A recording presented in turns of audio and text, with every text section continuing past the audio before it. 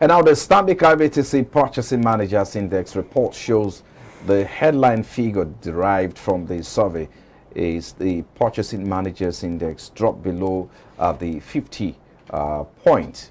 No change mark in February, posting about 44.7 from 53.5 point in January as business conditions deteriorated markedly, ending a 31-month sequence of expansion.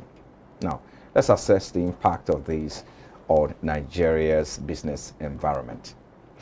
So, Ambrose Omodion, where do you start from? Data from 53, in January to 47.7, point in the month of February. This is quite of a bit of low performance. Yeah, we are not surprised. We said that yes, a period where there is a lot of height of cash crunch, scarcity of cash, people are not buying. You cannot replace what have for all those businesses going to reorder for your product, refilling your inventory. It was not easy because of what this cash issue. You cannot move cash and all those. And most that like before now, Nigeria is like we said that almost 40% or 60% is on bank. For that, it's also a big issue. But I believe that what has just happened today is going to gradually also fizzle out. But the good thing is that for every investor, since every investment is against the future, you need to analyze this data. What's going to be the implication on your on your decision?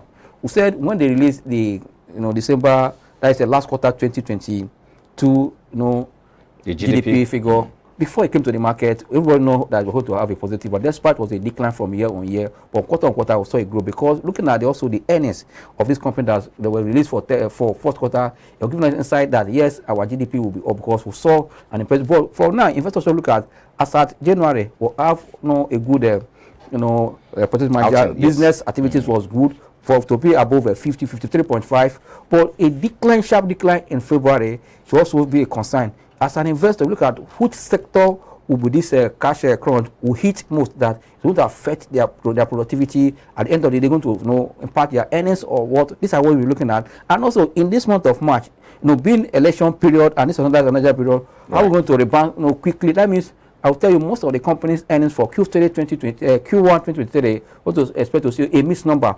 But there are some companies that will post good number. For example, the telecom will not be giving us any reason for not having to post positive number in the first quarter of this year. Or even when people are saying crunch, they are also making money because Snapchat was going up and down. The banks also too, they will give you more. Just let me jump in so that we can quickly switch to other issues here now.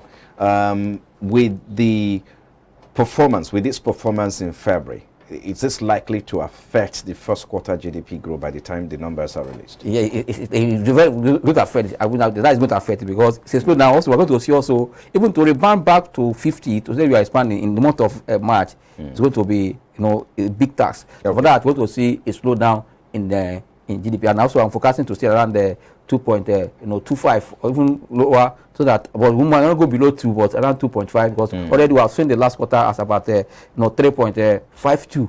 We must see a slowdown in the before we start. Yeah.